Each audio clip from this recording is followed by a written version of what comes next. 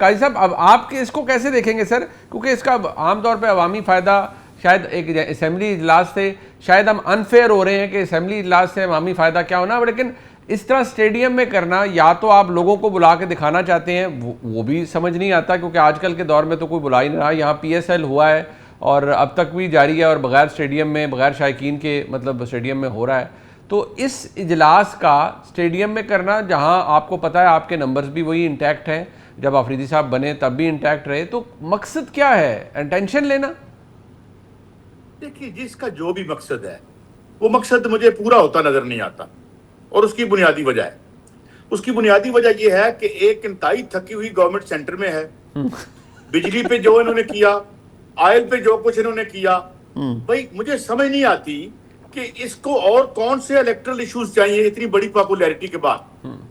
یعنی مجھے بتائیں، چینی میں واردات، بجلی میں واردات، ان کی آنکھوں سے شعلے نکل رہے ہوتے ہیں. اویس لغاری صاحب جب آتے ہیں اور کہتے انہوں نے لگتا ہے آئی پی پیز کی واردات کی تحفظ کی قسم کھا رکھی ہے.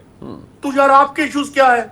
آپ اسٹیڈیم میں بیٹھ جاؤ، کہیں بیٹھ جاؤ، کل کال دو، آپ بتاؤ کہ جناب یہ انڈیا میں 3 روپے سے 8 روپے کی بجلی کیسے مل رہی ہے اور تم کون لوگ ہو، اور بجلی کی جو پیداوار ہے اس میں کس کس حکمران خاندان کا کتنا حصہ ہے. اور یار اصل ایشوز، میں ایک اور آپ کو بات بتا دوں، یہ کھیل لیں ڈپلومیسی. اس ڈپلومیسی کے بعد جو ایک انفلیشن کی ہٹ آنی ہے، جو آپ کو فوڈ انفلیشن آنی ہے، یہ سینٹر والوں کو بھی سمجھ آ جائے گی. اور یہ جو عمران خان کے چکر میں لوگوں کو بھلے پایا ہے نا، یہ اس سے بیانڈ لوگ نکل جائیں گے اور آئیں گے لوگ جو ہے وہ پی ٹی آئی کی ضرورت نہیں ہے. پارٹیوں کے نیم البدل، زندگی کا کوئی نیم البدل نہیں ہوتا، پارٹیوں کے نیم البدل ہوتے ہیں. تو بات یہ ہے کہ ایک ایسی گورنمنٹ جو پوری کی پوری ایلیٹ کیپچر میں سوائے بڑے بڑے یہ جو کسینو کیپیٹلزم کے لوگ ہیں، یہ جو لوگ ہیں رینٹ سیکنگ کلاسز ہیں، مجھے بتائیں وزیر آ کے پتہ لگتا ہے وزیر تنخواہ ہم سے لیتا ہے جو ہے اور تحفظ جو ہے وہ آئی پی پیز کا کر رہا ہوتا ہے. $50 بلین 2016 سے لے کر اب تک کسی نے فگر نکالی ہے کہ ہم نے لوڈ شیڈنگ کے پیسے دیے ہیں. تو یار آپ اسٹیڈیم میں کیا کر رہے ہو؟ اتنی بڑی واردات پہ یار تم سیاست نہیں کر سکتے تو خدا کا واسطہ تو پیشہ بدل لو اپنا. کیونکہ آج جتنی ضرورت ہے لوگوں کو، جس طریقے سے آپ چھانٹیاں کر رہے ہیں، جس طریقے سے ادارے بند کر رہے ہیں، جس طریقے سے قرضے پہ قرضہ لے رہے ہیں، تو کیا 8 ارب روپیہ سعودی عرب کو لے لیا ہے، 3 ارب روپیہ واپس کرتا ہے، اور تمہارا ذریعہ معاش کیا ہے؟ What is the intrinsic reason for the existence of یا جو سروائیول آف آر اکانومی. تو میں یہ سمجھتا ہوں اسٹیڈیم میں بیٹھے یا اٹھ جائے، آپ کو تاریخ میں آپ نے اپنی بس جو ہے وہ مس کر دی ہے. اب کوئی اور ہی آئے گا اور یقیناً آئے گا، اور ہمیں ان سے نہیں ڈرنا چاہیے، ان سے ڈرنا چاہیے جو ان کے بعد آئیں گے. اچھا، اب اللہ خیر رکھے ان کے بعد کو کیا آئے گا، وہ تو خیر رانا صاحب کو اور آپ کو مجھ سے بہتر پتہ ہے، میں تو رانا صاحب کی طرح باخبر نہیں ہوں. لیکن رانا صاحب کوئی بھی آئے گا، لیکن چلے پی ٹی آئی نے بس مس کی ہے بقول قاضی صاحب کے کہ اتنے بڑے بڑے ایشوز کی موجودگی میں بھی اگر آپ کوئی تحریک نہیں چلا سکتے، جو عوام کی نبض پہ آپ ہاتھ نہیں رکھ سکتے، تو پھر کیا ہے. لیکن ایک اور جو معاملہ ہے وہ یہ کہ اب میں بیرسٹر گور خان صاحب کی ہم سب جانتے ہیں، بڑے معزز شخصیت ہیں، بڑے وزادار انسان ہیں، ان کو پی ٹی آئی کے ہی لوگ ان کو جس طرح سے مطلب آئی ووڈ سے ہراس کریں. میں چھوٹا سا کلپ ہے، میں آپ کی نظر کرنا چاہوں گا، ممکن ہے آپ کی نظر سے گزرا ہوگا، لیکن کیا ہو رہا ہے ذرا سنیے گا.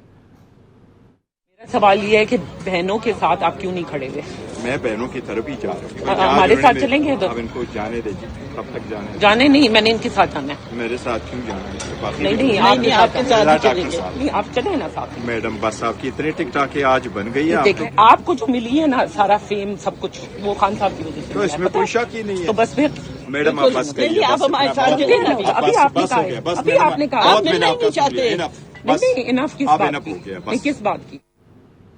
اچھا، یہ بیرسٹر گور خان صاحب کو ویسے بہت سے لوگ ہیں جو ٹرولنگ سے خائف ہیں یا ڈرتے ہیں. مجھے تو یہ بھی پتہ ہے کہ ایون سہیل آفریدی صاحب خان صاحب کے بعد کتنے پاپولر ہیں وہ پارٹی میں، وہ بھی مطلب اس سے کتراتے ہیں اور ڈرتے ہیں کہ بھئی میری ٹرولنگ ہوگی اگر میں کوئی ایسی بات جو کہ پی ٹی آئی کے سوشل میڈیا بریگیڈ کو اپیل نہیں کر رہی اگر میں وہ کر دوں گا، اور ان کو بھی برا بھلا کہا جاتا ہے. بٹ یہ گور خان صاحب کو سے کیا ایکسپیکٹیشن ہے ان سب کی، رانا صاحب؟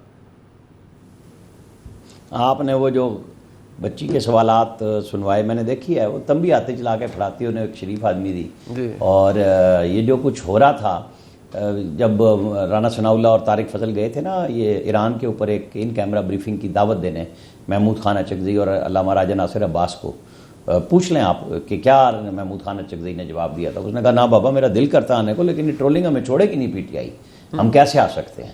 تو اس کا آپ اندازہ کر لیں کہ یہ کہاں تک بات گئی ہے. اور جو قاضی صاحب ایک بڑی مزے کی بات کر رہے تھے کہ پیشہ بدلو، نہیں جی حضور، راجنیتی ہی نہ دا پیشہ ہے اور انہوں نے یہی کچھ کرنا ہے. یہ کدی سدھے ہوئے نے.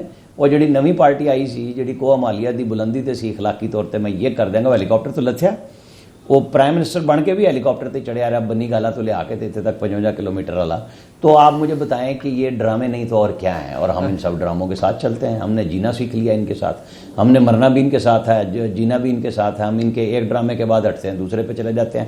آپ مجھے بتائیں کہ یہ جو ابھی سولر پہ پوری دنیا پاکستان کو سرا رہی ہے کہ 6000 میگا واٹ ہے، تو یہاں پہ بابو قریشی جو ذلیل کر رہی ہے لوگوں کو. اور ایلیٹ کلچر، میں نے اس کے منہ پہ عطا تارڑ کے سامنے اویس لغاری سے کہا، میں کہا ایلیٹ کلچر تم ہو جن کے گھروں میں 20 25 50 کے وی کے وہ لگے ہوئے ہیں، فیکٹریاں چل رہی ہیں اور اے سی 20 چل رہے ہیں.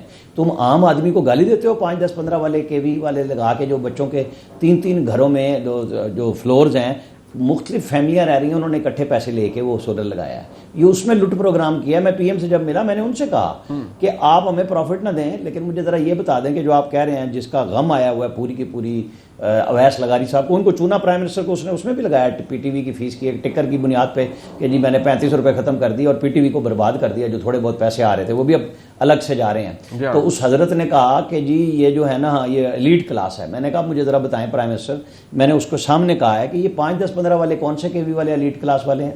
آپ مجھے بتائیں کہ آپ مجھے یقین کرائیں کہ جی میرا پروفٹ جو بچتا ہے، جو ایک سام صارف ہے سولر والا، اس کے پیسے آپ عام آدمی کو دیں گے. آپ تو کھا جائیں گے خود اپنی گاڑیوں میں. اسحاق ڈار ساتھ بیٹھے ہوئے تھے، کہیں گے آپ کیا چاہتے ہیں. میں نے کہا جی میں آپ سے کہہ رہا ہوں 4 گھنٹے تو ہر سولر والا وہی پیک آورز میں پیسے دے رہا ہے، دن میں وہ اپنی بجلی خود پیدا کرتا ہے. تو رات میں آپ مجھے میرے یونٹ واپس کریں، پروفٹ آپ گارنٹی کریں کہ آپ لوگوں کو دیں گے، مجھے نہ دیں، مجھے نہیں چاہیے. تو ڈار صاحب کہنے لگے نہیں یہ بالکل ٹھیک بات ہے. اچھا لو جی، اس کے بعد نوٹیفیکیشن بھی مہینے بعد کر دیا، وہی پرانا. آج ساری دنیا مان رہی ہے لیکن کوئی ٹس سے مش نہیں ہو رہا. یہاں حکومتوں کو عام آدمی کی قطعاً پرواہ نہیں ہے. جیسے کل محسن نقوی صاحب نے اعلان کر دیا جی 1000 ایکڑ پہ مارگلا پارک بنائیں گے. اور یار دوستوں کے نوازنے کے لیے وہاں کمپنیاں بن جانی ہیں، پتہ نہیں کیا کیا کچھ ہوگا.